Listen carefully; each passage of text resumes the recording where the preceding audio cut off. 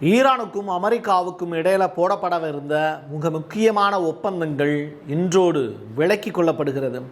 இதில் அடுத்த ஸ்டெப் நாங்கள் போக மாட்டோம், அடுத்ததாக போர் மேடையில் தான் சந்திக்க போகிறோம் அப்படின்னு ட்ரம்ப் அவர்கள் அறிவிச்சிருக்கார்.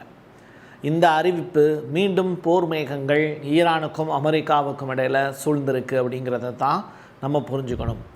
தவிர்த்து ஸ்டேட் ஆஃப் ஹார்மஸில் நடந்திருக்கக்கூடிய அட்டாக், குவைத்து, பக்ரைன் இந்த நாடுகளில் பற்றி எரியக்கூடிய தீ எதனால் டீட்டெயில்டாக பேசுவோமா?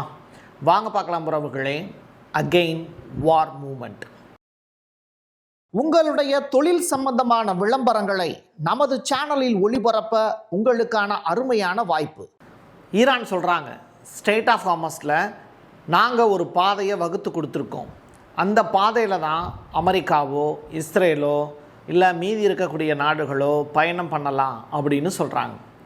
இது சில நேரங்களில் கப்பல்களை அனுமதிக்கவும் மாட்டாங்க ஈரான். இது அமெரிக்காவுக்கு கோபத்தை ஏற்படுத்துச்சு. தொடர்ச்சியாக இந்த மாதிரியான ஆக்டிவிட்டினால் ஒரு 3 கப்பல்கள் மீது ஈரான் அட்டாக் பண்ணுறாங்க. ஈரான் அட்டாக் பண்ணதாக சொல்லப்படக்கூடிய கப்பல்கள் எல்லாமே அமெரிக்கா, இஸ்ரேல் சார்ந்த கப்பல்கள். அப்போ இந்த 3 கப்பல்கள் மீது எதனால் ஈரான் அட்டாக் பண்ணதா ஈரான் சொல்கிறாங்கன்னா, நாங்கள் வகுத்து கொடுத்த பாதையில் அவங்க பயணிக்கலை அப்படிங்கிற ஒரு காரணம். இன்னொன்று, ஈரானுடைய தெற்கு பகுதியில் ஒரு அட்டாக்கை அமெரிக்கா நடத்தியிருக்காங்க. அதற்கு அவங்க சொல்லக்கூடிய காரணம் என்னென்னா, கப்பல் போக்குவரத்தை ஈரான் முடக்கிறாங்க அப்படிங்கிறதுனால தான் இந்த அட்டாக்கை நாங்கள் நடத்தினோம் அப்படின்னு அமெரிக்கா சைடில் சொல்கிறாங்க. இது 2 நடந்து முடிஞ்சதற்கு பிறகு ஈரான் குவைத்திலையும் பக்ரைன்லையும் ஒரு பெரிய தாக்குதலை நடத்துகிறாங்க. அது இப்போ நடந்தது. இந்த தாக்குதலில் சேதமோ இல்லை அந்த 3 கப்பல்களுக்கான பாதிப்போ இந்த விஷயங்கள் இப்போ பேசு பொருளாக இல்லை. மாறாக எது தெரியுமா பேசு பொருளாக மாறி இருக்கு? நாட்டோவினுடைய சீஃப் மார்க் ரூட்டேவோட அமெரிக்காவினுடைய அதிபர் டொனால்டு ட்ரம்ப் அவர்கள் உட்காந்து பேசுகிறார். அப்படி பேசிக்கிட்டு இருக்கும்போது ட்ரம்ப் கோபத்தினுடைய உச்சிக்கே போய் சில வார்த்தைகளை பயன்படுத்தியிருக்கார்.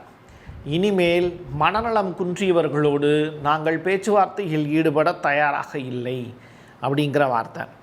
நேரத்தை வீணடிக்க விரும்பவில்லை ஈரானுடன் பேச்சுவார்த்தை நடத்தி அப்படிங்கிற வார்த்தை. அமைதி ஒப்பந்தம் ரத்து செய்யப்படுகிறது அப்படிங்கிற வார்த்தை.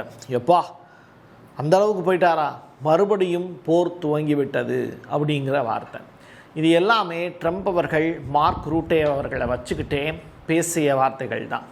சரி, ட்ரம்ப் இப்படி சொல்லிட்டாரே, அப்போ நாளைக்கே போர் வந்துருமா அப்படின்னு கேட்டால், ட்ரம்ப்பினுடைய நடவடிக்கைகளை இதுக்கு முன்னாடி இருந்து நீங்கள் யோசித்து பார்த்தீங்கன்னா புரியும். ட்ரம்ப் ஒரு கோமாளி அப்படின்னு சொல்கிறவங்க நிறையா பேர் இருக்காங்க. அதாவது முன்னுக்கு பின் முரணாக பேசுவதில் கைதேர்ந்தவர் தான் ட்ரம்ப். இன்றைக்கி ஒன்று பேசுவார், அப்புறம் நாளைக்கு ஒன்று பேசுவார், அப்புறம் நாளான்னைக்கு ஒன்று பேசுவார். இப்படி தொடர்ச்சியாக அவர் பேசக்கூடிய வார்த்தைகள் எல்லாமே ஒரு நாள் ஒன்றும், இன்னொரு நாள் இல்லை அதே நாள்லே வேறு ஒரு வார்த்தைகளை கூட உச்சரிப்பார். இன்றைக்கி ஒருத்தர் நல்லவன் சொல்லுவார், நாளைக்கு அவனை கெட்டவன் சொல்வார். இதுதான் அவருடைய பாலிசி. அப்படி இருக்கும்போது ஈரானோடு போர் நிறுத்தம் அப்படிங்கிற விஷயத்தை அவர் உண்மையிலேயே மறந்துட்டாரா? மறுபடியும் போர் தொடங்க போகிறாரா அப்படிங்கிற கொஸ்டின் மார்க் இருக்குது. இஸ்ரேலை வைத்து டைரெக்டாக ஈரானை அட்டாக் செய்வதற்கான வாய்ப்பு இருக்கா? இல்லை அமெரிக்காவே இந்த போரில் கலந்துக்க போகிறாங்களா அப்படிங்கிற கேள்வி.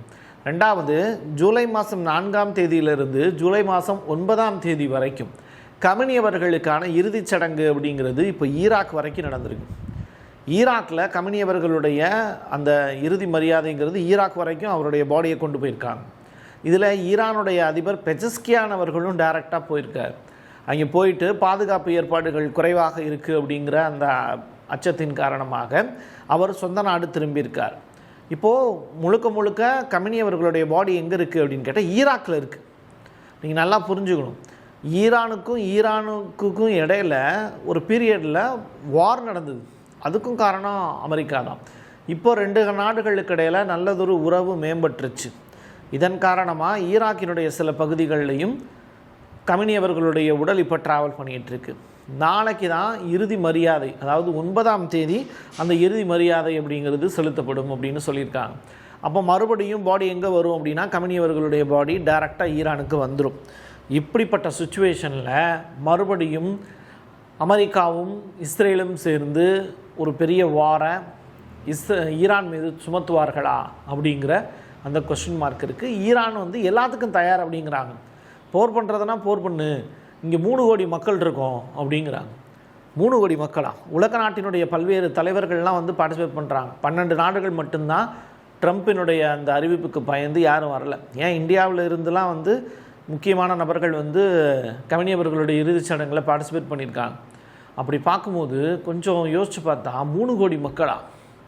இந்த இன்பிட்வீன் கேப்பில் கடைசியாக சுலைமானி அவர்களுக்கு தான் இவ்வளோ பெரிய கூட்டம் வந்தது. அதற்கு பிறகு வந்து கமினி அவர்களுடைய இறுதி மரியாதைக்கு 3 கோடி மக்கள் வந்திருக்காங்க. கமினி அவர்களை வந்து மக்கள் பேய் மாதிரி பிசாசு மாதிரி பார்க்குறாங்க அப்படின்லாம் ட்ரம்ப் வந்து கதை கட்டி விட்டார். ஆனால் அவரை கடவுளுக்கு நிகராக மக்கள் வந்து பார்த்துருக்காங்க. தன்னை நேசிக்கக்கூடிய ஒரு தலைவன் வந்து இறந்து போயிட்டார் அப்படிங்கிறத மக்கள் உணர்ந்திருக்காங்க. அப்படிங்கிறது தான் கூடியிருக்கக்கூடிய கூட்டங்களும் அவர்கள் அழக்கூடிய காட்சிகளை வச்சு புரிஞ்சிக்க முடியுது. அமெரிக்காவினுடைய பீட் ஹெக்டேக் இருக்கார் இல்லையா, அவர் இப்போ தன்னுடைய பயணத்தை ரத்து பண்ணியிருக்காரு. அப்படின்னு எங்கே போகிறாராம் அவர் அப்படின்னு கேட்டால், இஸ்ரேலுக்கு ட்ராவல் பண்ணுறதா ஒரு பிளான் இருந்துச்சு. அந்த பிளான்ங்கிறது ரத்து செய்யப்பட்டிருக்கு. அப்படின்னா அந்த போர் மேகங்கள் இருக்கக்கூடிய இப்படிப்பட்ட சுச்சுவேஷனில் ட்ராவல் அப்படிங்கிறது செட் ஆகாது அப்படிங்கிறத உணர்ந்திருக்கணும். ஸோ பீட்டர் ஹெக்டேக் வந்து தன்னுடைய பயணத்தையே ரத்து செஞ்சுருக்காரு. அப்படின்னா நெதன்யாகுவினுடான பேச்சுவார்த்தை தோல்வி ரைட்டா. அப்போது ஏதோ ஒரு சம்பவத்தை ஈரான் மேலே அமெரிக்காவும் இஸ்ரேலும் சேர்ந்து செய்ய போகிறாங்கங்கிறது மட்டும் புரியுது. புஷகர் அப்படிங்கிற ஒரு மாகாணம், அந்த மாகாணத்தில் ஈரானில் இருக்கக்கூடிய மாகாணம், அங்கே வந்து அமெரிக்காவினுடைய MQ-9 ரீப்பர் இருக்குல்ல, அதன் மீது ஒரு அட்டாக்கை வந்து ஈரானுடைய வான்வெளிப்படை நடத்தியிருக்காங்க. இதில் அந்த அமெரிக்க விமானம் சுட்டு வீழ்த்தப்பட்டிருக்கு அப்படிங்கிற தகவல். இது மாதிரியான விஷயங்கள்லாம் பார்க்கும்போது அமெரிக்காவுக்கு பயங்கர கோபம் நிச்சயமாக ஏற்படும். அதன் காரணமாக ஈரான் மீது மறுபடியும் ஒரு பெரிய வாரை நடத்துறதுக்கு வாய்ப்பு இருக்குது. கமினி அவர்களுடைய இறுதிச் சடங்கில் அவருடைய ஒட்டுமொத்த குடும்பமும் குட்டி குழந்தையினுடைய உடல் கூட அங்கே இறுதி மரியாதைக்காக வைக்கப்பட்டு அதற்கு பிறகு அடக்கம் செய்யப்பட இருக்கிறது. ஸோ ஒரு பெரிய மேஜர் ஈவெண்ட்டு இப்போது அங்கே நடக்க போகுது. ஏற்கனவே இப்போ கிடச்சிருக்கக்கூடிய தகவலின் அடிப்படையில் ஈரான் சைடில் சொல்லியிருக்கக்கூடிய விஷயம், இந்த இறுதி ஊர்வலத்தின் போது கூட மக்களை கொன்று குவிப்பதற்கு அமெரிக்கா திட்டம் தீட்டப்பட்டது. ஆனால் இவ்வளவு கூட்டம் வரும் அப்படின்னு அமெரிக்கா எதிர்பார்க்கல. இதன் காரணமாக அமெரிக்காவினுடைய அட்டாக் பண்ணக்கூடிய அந்த திட்டம் கைவிடப்பட்டு இருக்கலாம் அப்படின்னு ஈரான் சைடில் சொல்லப்படுது. ஸோ ஓவராலாக பார்க்கும்போது அமெரிக்காவும் இஸ்ரேலும் அடங்க மாட்டாங்க. ஈரான் மிடில் ஈஸ்டில் தாம் பவர்ஃபுல்லான ஒரு கேண்டிடேட், ஸ்ட்ரெய்ட் ஆஃப் ஹார்மஸ் என்னோடது தான் அப்படிங்கிறதுல அவங்களும் நிலையாக இருக்காங்க.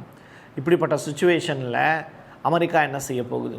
அமெரிக்காவினுடைய அடுத்த கட்ட திட்டம் போராக இருக்குமா, இல்லை பொறுமையாக இருக்க போகிறாங்களா? ட்ரம்ப் விட்டு கொடுக்க போகிறாரா, இல்லை ரெடி வாங்க ஃபைட்டுக்கு அப்படின்னு சொல்லிட்டு WWFல விளையாடுற மாதிரி ஃபைட்டுக்கு ரெடியாக போகிறாரா? இன்னும் வித்தின் 24 ஹவர்ஸில் அதுக்கான ரிசல்ட் தெரிஞ்சிடும். என் கையெழுத்தின் மக்களுக்கான உறவுகளை மீண்டும் ஒரு பதிவில் சந்திக்கலாம். நன்றி, வணக்கம்.